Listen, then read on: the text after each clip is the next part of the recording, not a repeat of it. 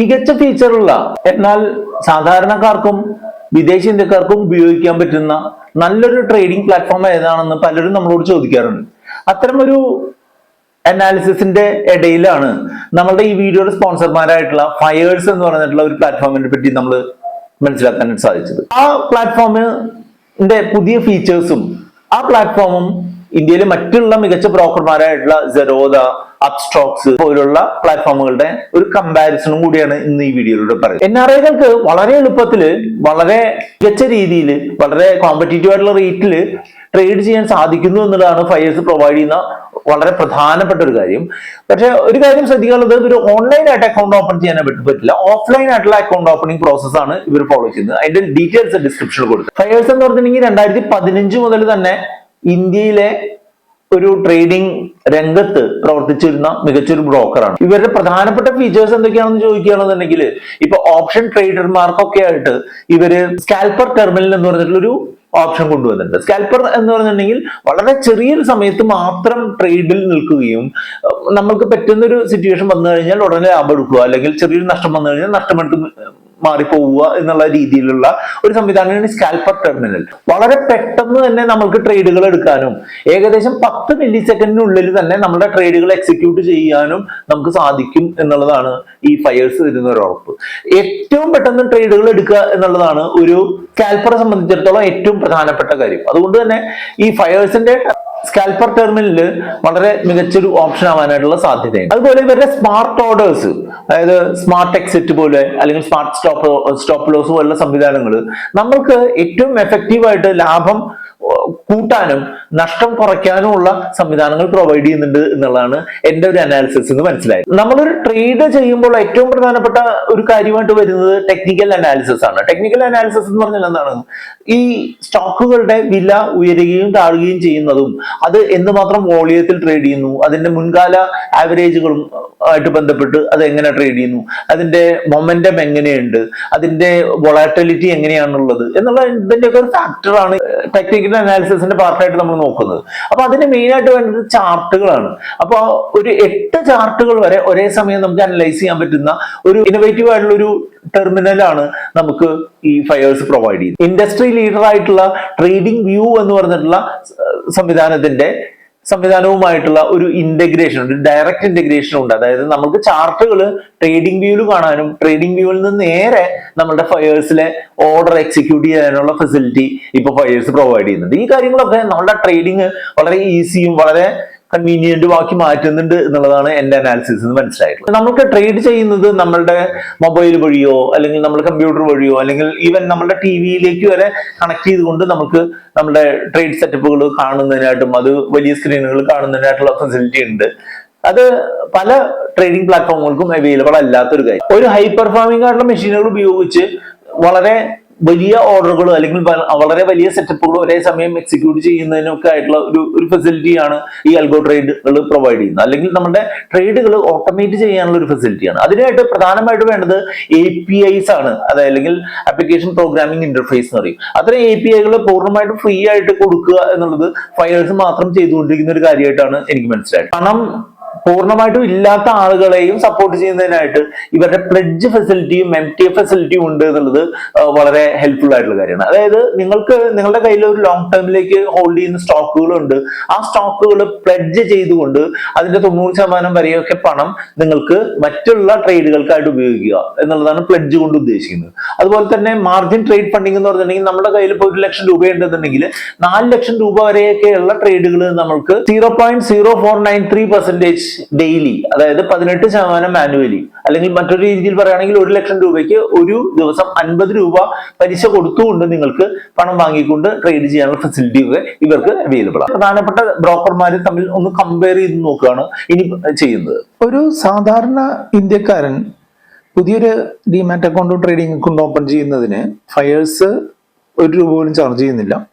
Same തന്നെയാണ് സെറോദയും, ഗ്രോയും, Angel വണ്ണും, ഷെയർഖാനും. അതേസമയം തന്നെ NRIകളുടെ അക്കൗണ്ട് ഓപ്പണിംഗ് ഫീസ് ഫയേഴ്സിൽ ഇല്ല, അതായത് 0 ആണ്.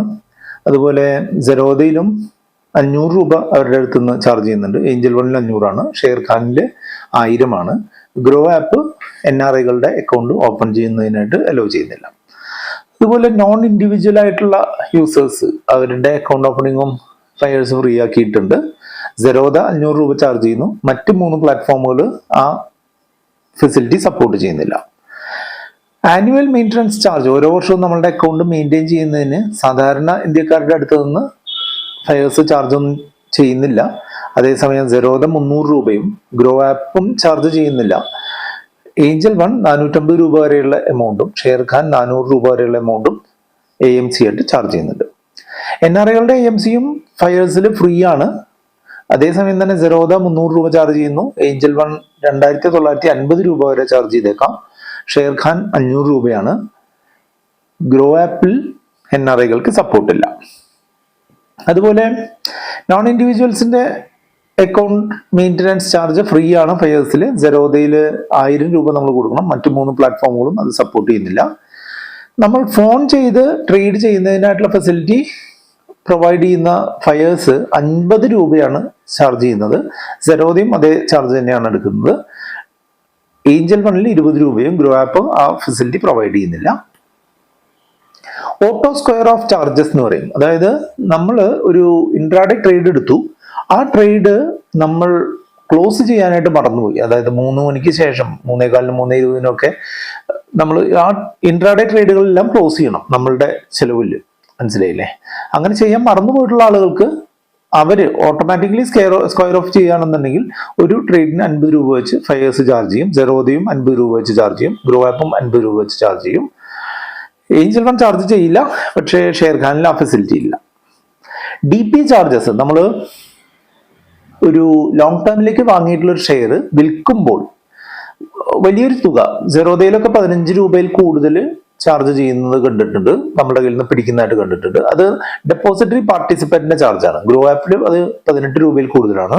ഏഞ്ചൽ 1ൽ 20ഉം ഷെയർഖാനിൽ 30ഉമാണ്. അതേസമയം തന്നെ ഫയേഴ്സിൽ ഏറ്റവും കുറഞ്ഞ റേറ്റ് ആയിട്ടുള്ള 3.5 രൂപയാണ് DP ചാർജായിട്ട് ചാർജ് ചെയ്യുന്നത്. ഈ വീഡിയോയുടെ തുടക്കത്തിൽ പറഞ്ഞ APIകളുടെ കാര്യം, അതായത് നമുക്ക് ഓട്ടോമേറ്റ് ചെയ്യുന്നതിനായിട്ടൊക്കെ APIs ആവശ്യമുണ്ടെന്നുണ്ടെങ്കിൽ ഫയേഴ്സ് 1 രൂപ പോലും ചാർജ് ചെയ്യാതെ ട്രേഡിങ്ങിന്റെയും ഡേറ്റയുടെയും APIs പ്രൊവൈഡ് ചെയ്യുന്നു. സെറോദ 2000 രൂപ വരെ ചാർജ് ചെയ്യുന്നുണ്ട്. ഗ്രോ ആപ്പിൽ ആ ഫെസിലിറ്റി ഇല്ല. ഏഞ്ചൽ 1ഉം ഷെയർഖാനും ഫ്രീ ആയിട്ടാണ് പ്രൊവൈഡ് ചെയ്യുന്നത്. പ്ലഡ്ജ് അൺപ്ലഡ്ജ് ഫെസിലിറ്റി, അതായത് നമ്മൾ സ്റ്റോക്കുകൾ പ്ലഡ്ജ് ചെയ്തുകൊണ്ട് മാർജിൻ എടുക്കുന്ന ഫെസിലിറ്റിക്ക് പ്ലഡ്ജ് ചെയ്യുന്നതിനായിട്ട് വെറും 5 രൂപയാണ് ചാർജ് ചെയ്യുന്നത്. പ്ലഡ്ജ് തിരികെ എടുക്കുന്നതിനായിട്ട് 1 രൂപ പോലും ചാർജ് ചെയ്യുന്നില്ല. അതേസമയം സെറോദയിൽ 30ഉം 0ഉമാണ് അതിന്റെ പ്ലഡ്ജ് അൺപ്ലഡ്ജ് ചാർജുകൾ. ഗ്രോ ആപ്പിൽ 20 രൂപ വെച്ച് പ്ലഡ്ജിനും അൺപ്ലഡ്ജിനും എടുക്കും. ഏഞ്ചലിനും അതുപോലെ തന്നെയാണ്. ഷെയർഖാനിൽ 20 രൂപ പ്ലഡ്ജ് ചെയ്യാനും ഫ്രീ ആയിട്ട് അൺപ്ലഡ്ജ് ചെയ്യാനും സാധിക്കും. അതുപോലെ ഫണ്ടുകൾ നമ്മൾ ട്രാൻസ്ഫർ ചെയ്യുന്ന സമയത്ത് ഫയേഴ്സ് 1 രൂപ പോലും നമ്മളുടെ നെറ്റ് ബാങ്കിങ് ഉപയോഗിച്ച് ചാർജ് ചെയ്താൽ നമ്മളുടെ ഇത് വാങ്ങുന്നില്ല. സെറോദ 50 രൂപ ചാർജ് ചെയ്യുന്നുണ്ട്. അതേസമയം തന്നെ ഗ്രോയും ഏഞ്ചൽ 1ഉം ഷെയർഖാനും ചാർജ് ചെയ്യുന്നില്ല.